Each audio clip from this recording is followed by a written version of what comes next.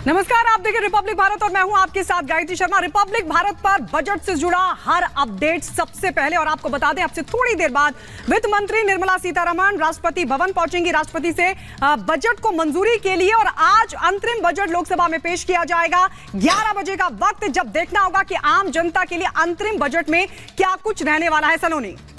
बिल्कुल गायत्री, सबकी निगाहें इसी पर टिकी हुई हैं और विशेष पैनल हमारे साथ मौजूद है। अलग अलग जगहों से हमारे सहयोगी जुड़ रहे हैं। आसान भाषा में हम आपको समझाएंगे कि बजट में आपके लिए क्या रहने वाला है। आज दिन भर बड़ी कवरेज रिपब्लिक भारत पर जारी रहेगी और शुरुआत इस वक्त की बड़ी खबर से कर रहे हैं, जहां आपको बताएं आज सदन में पेश किया जाएगा बजट। निर्मला सीतारमण बजट पेश करेंगी और छठी बार पेश करेंगी बजट। इसके साथ ही कई रिकॉर्ड्स वो अपने नाम भी कर रही हैं। सुबह 8:45 पर, यानी अब से करीब 10 मिनट बाद, 12 मिनट बाद राष्ट्रपति से बजट को मंजूरी लेने के लिए निर्मला सीतारमण अपने घर से निकलेंगी और 9:15 बजे वित्त मंत्रालय जाएंगी। 10 बजे कैबिनेट की बैठक में बजट को मंजूरी दी जाएगी और 11 बजे लोकसभा में बजट पेश किया जाएगा। गायत्री, बिल्कुल, तो लगातार ये छठी बार है जब निर्मला सीतारमण बजट पेश करेंगी और ये तस्वीरें भी हम आपको दिखा रहे हैं।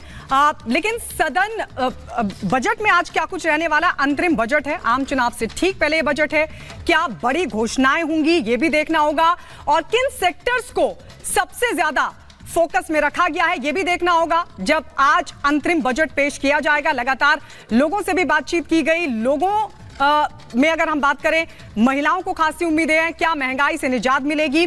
क्या महंगाई से राहत देने वाले कुछ ऐसे बड़े फैसले, कुछ ऐसी बड़ी प्रावधान आज के इस बजट में हो सकता है? युवा जो रोजगार के लिए नए अवसर चाहते हैं, उनके लिए क्या कुछ रहने वाला है? इसके अलावा किसानों को भी आज के इस अंतरिम बजट से खासी उम्मीदें हैं, उनके लिए क्या कुछ रहेगा ये भी देखना दिलचस्प होगा। सलोनी, बस कुछ ही देर बाद निर्मला सीतारमण राष्ट्रपति से मंजूरी लेंगी बजट की, और फिर कैबिनेट में औपचारिक मंजूरी के बाद लोकसभा में पेश किया जाएगा ये अंतरिम बजट। बिल्कुल, तो भारत के बजट पर आज डिटेल्ड एनालिसिस आपको रिपब्लिक भारत पर मिलेगा और आसान भाषा में, जिससे आप समझ पाएं। जो टेक्निकल वर्ड्स होते हैं उसको आसान भाषा में समझाने के लिए हमारे साथ विशेष पैनल मौजूद है।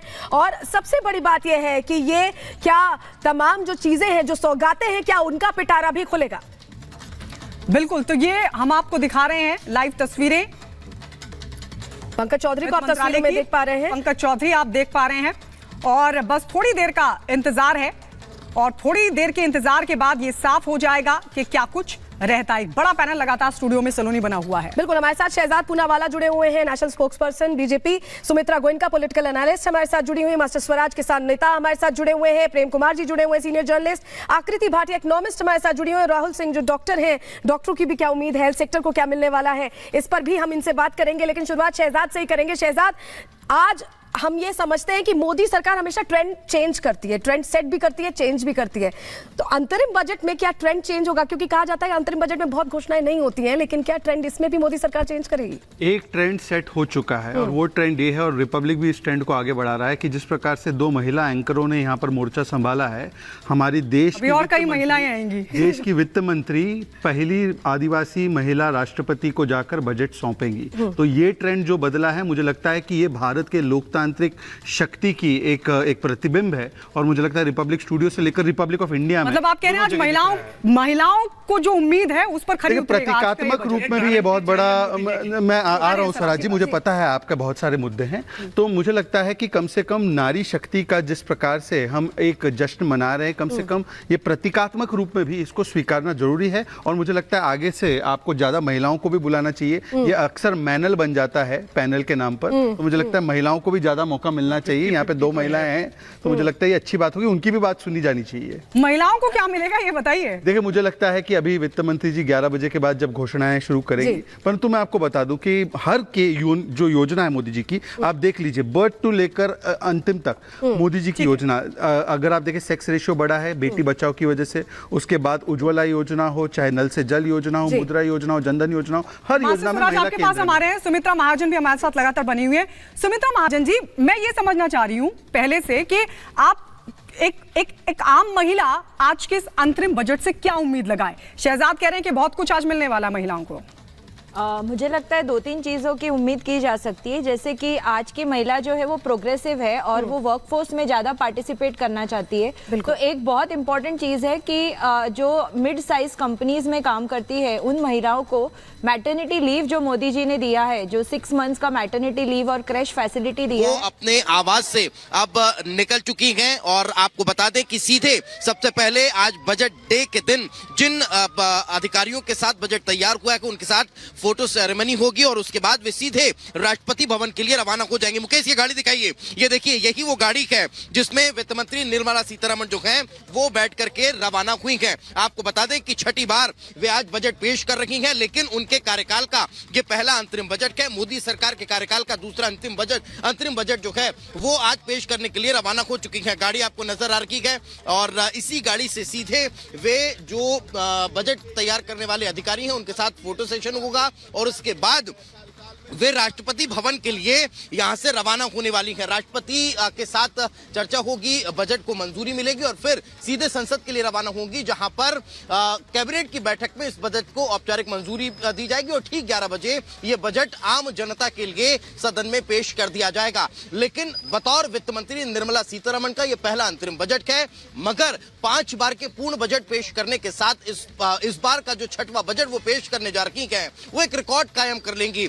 पूर्व पीएम मोरारजी देसाई जो 10 बार बजट पेश कर चुके हैं उस क्लब में वे शामिल हो जाएंगी, क्योंकि छठवीं बार वे यहां पर आज बजट पेश करने वाली है। और जिस बात का जिक्र लगातार अब स्टूडियो में भी हो रहा है कि महिला सशक्तिकरण के तौर पर आज का दिन बेहद खास रहने वाला है, क्योंकि ज्ञान पर पूरा फोकस मोदी सरकार का है। इस बात का जिक्र कल जो है वो वहां पर भी हुआ और सीधी तस्वीरें इस वक्त आप अपने टेलीविजन स्क्रीन पर देख पा रहे हैं। उनके आवास का जो गेट है वो खुला और उसके बाद जो गाड़ियों का काफिला है वो उनके आवास से रवाना होता हुआ आपको तस्वीरों में साफ तौर पर नजर भी आ रहा है। अब यहां से सीधे वे पहले फोटो सेरेमनी में शिरकत करेंगी और फिर वहां से राष्ट्रपति भवन के लिए रवाना होने वाली हैं। चूंकि राष्ट्रपति से मुलाकात करने के साथ साथ बजट की जानकारियां उन्हें दी जाएंगी और उस बजट को लेकर मंजूरी जो है वो राष्ट्रपति से ली जाएगी। राष्ट्रपति से मंजूरी के बाद ठीक 9:15 पर वे संसद भवन के लिए रवाना हो जाएंगी और संसद भवन में प्रवेश करने के बाद 10 बजे कैबिनेट की बैठक होगी। कैबिनेट की बैठक के दौरान